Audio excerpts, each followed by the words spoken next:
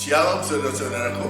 Suatu sukacita kita boleh kembali berjumpa di dalam acara The Good News Program bersama saya, Pastor Andre Roland Klein. Saya berdoa kiranya berkat penyertaan perlindungan Tuhan selalu melimpah dalam kehidupan Anda dimanapun Anda berada. Saudara-saudaraku, banyak anak-anak Tuhan yang hidupnya sangat mengasihi Tuhan, sangat mencintai Tuhan, namun di dalam kehidupan mereka biasa-biasa saja. Mereka radikal di dalam Tuhan, tetapi tetap saja hidup di dalam kekurangan. Padahal janji Tuhan bagi anak-anaknya untuk hidup di dalam kelimpahan. Pencuri datang hanya untuk mencuri dan membunuh dan membinasakan. Tetapi Yesus berkata, aku datang supaya mereka mempunyai hidup dan mempunyainya dalam segala kelimpahan. Tetapi, mengapa semua itu tidak terjadi dalam kehidupan anak-anak Tuhan? Sebab banyak di antara mereka tidak mengerti dan memahami firman Tuhan. Itu sebabnya secara khusus saya berbicara ini bukan karena saya cinta mamon atau ini adalah teologi kemakmuran. No, saya ingin setiap anak-anak Tuhan mengalami hidup yang berkelimpahan. Itu sebabnya firman Tuhan berkata, umatku binasa karena tidak mengenal Elohim. Karena engkaulah yang menolak pengenalan itu, maka aku menolak engkau menjadi imamku. Dan karena engkau melupakan pengajaran Elohimmu, maka aku juga akan melupakan anak-anakmu. Saudaraku, dengar baik. Untuk dapat hidup di dalam kelimpahan, kita harus mengerti kebenaran firman Tuhan mengenai hidup di dalam kelimpahan. Karena banyak pemahaman yang salah pada orang percaya, sehingga mereka tidak mengalami lonjakan secara finansial di dalam kehidupan mereka. Tuhan mau di dalam kehidupan anak-anaknya, mereka semua mengalami kelimpahan. Tetapi iblis selalu mengintimidasi mereka serta mencuri firman Tuhan dan memutarbalikkan pola pikir kita bahwa untuk dapat hidup berkelimpahan, maka Anda harus bekerja keras. Saudara, firman Tuhan tidak berkata bekerja keraslah kamu agar dapat hidup di dalam kelimpahan. Hanya dunia yang mengatakan engkau harus bekerja keras supaya engkau dapat hidup di dalam kelimpahan. Sebab banyak orang berkata, jika seseorang tidak mau bekerja, janganlah ia makan. Mereka mengutip satu firman Tuhan. Supaya apa, saudaraku? Supaya kita mengubah cara berpikir kita bahwa kita harus bekerja keras untuk mendapatkan kelimpahan.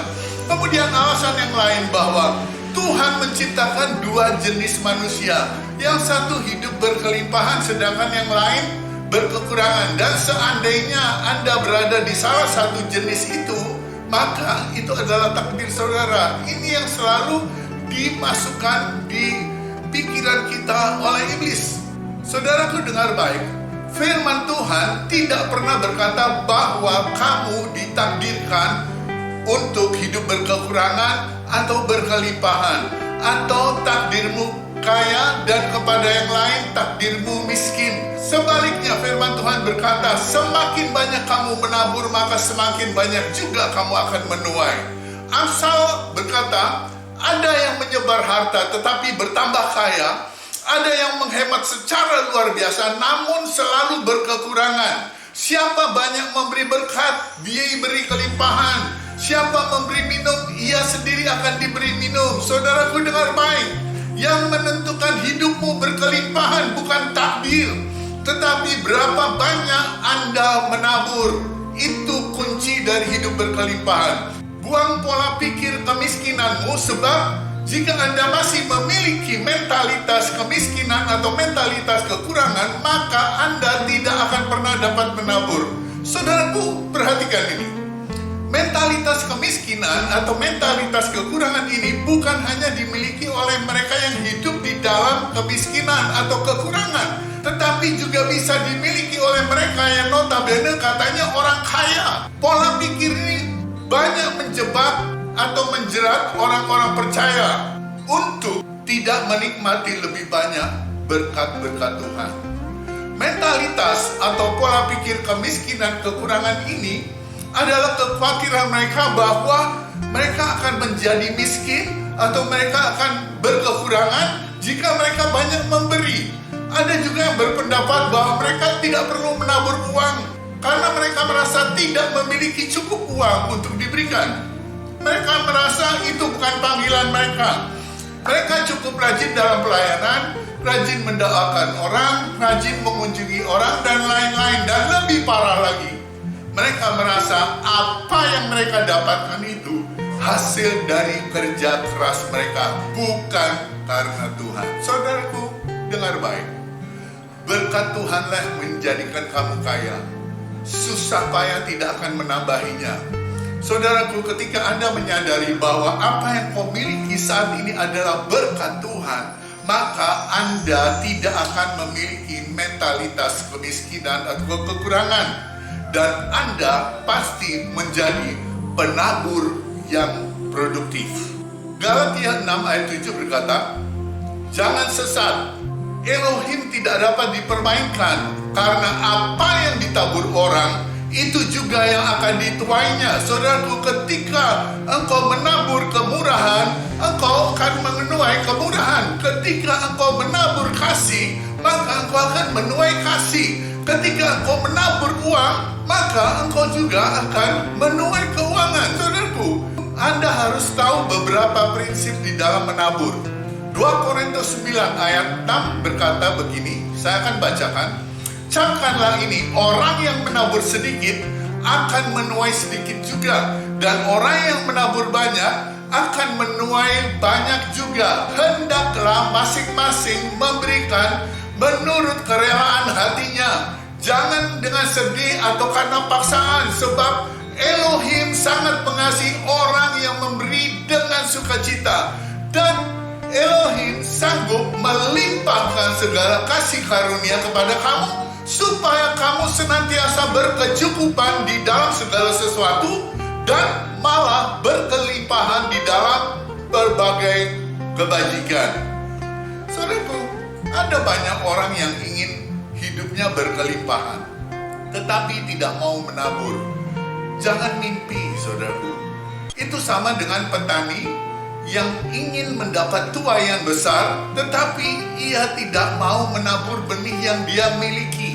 Itu namanya mimpi. Lukas 6 ayat 30 berkata, berilah kepada setiap orang yang meminta kepada kamu, dan janganlah meminta kembali kepada orang yang mengambil kepunyaanmu.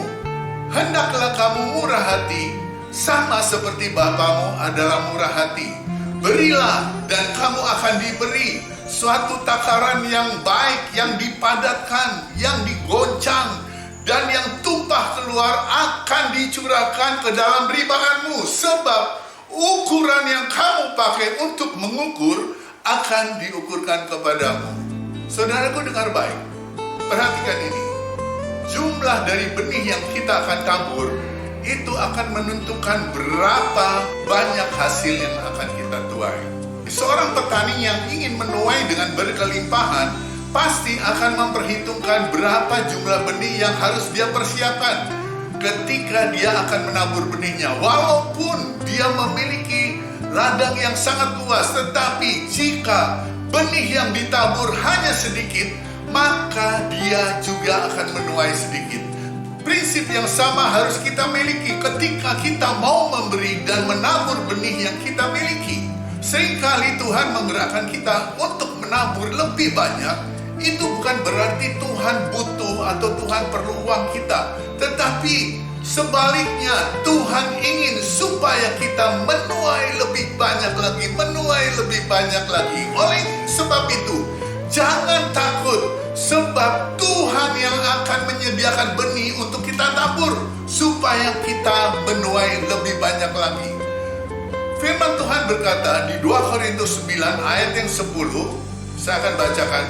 Ia yang menyediakan benih bagi penabur dan roti untuk dimakan, Ia juga akan menyediakan benih bagi kamu dan melipat gandakannya dan menumbuhkan buah-buah kebenaranmu. Kamu akan diperkaya dalam segala macam kemurahan hati yang membangkitkan syukur kepada Elohim oleh karena kami. Saudara-saudaraku, jumlah benih sangat menentukan berapa banyak yang akan kau tuai. Saudaraku, di dalam menabur, kita juga harus memperhatikan jenis dan kualitas benih. Saudaraku, di atas kita sudah bahas apa yang kita tabur itu yang kita tuai. Jika kita menabur benih padi, maka kita akan menuai padi. Tidak mungkin menuai jagung. Jika engkau menabur kelimpahan, maka Tuhan akan memberikan tuaian yang berkelimpahan bagi saudara. Orang yang menabur dengan sukacita akan menjadi kesukaan bagi Tuhan. Jangan menabur karena memancing berkat. Biarlah kau menabur sesuai dengan tuntunan roh. Itu sebabnya jika di dalammu ada Kristus, maka kehidupanmu akan penuh dengan kasih. Dan tentu ketika kasih melanda kehidupanmu, engkau akan menabur dengan sukacita. Bukan soal jumlah saja, tetapi kualitas benihmu itu sangat menentukan hasil daripada tuaianmu.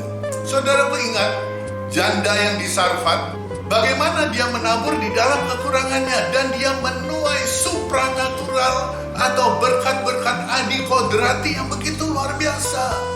Tepung dan minyaknya tidak habis-habis. Itu berkat adikodrati, saudaraku. Demikian juga Ishak yang menabur, kemudian mendapat berkat adikodrati yang luar biasa. Di dalam kekeringan dia menuai 100 lipat kali ganda. Saudaraku, perhatikan jenis dan kualitas dari benih yang akan kau tabur. Haleluya.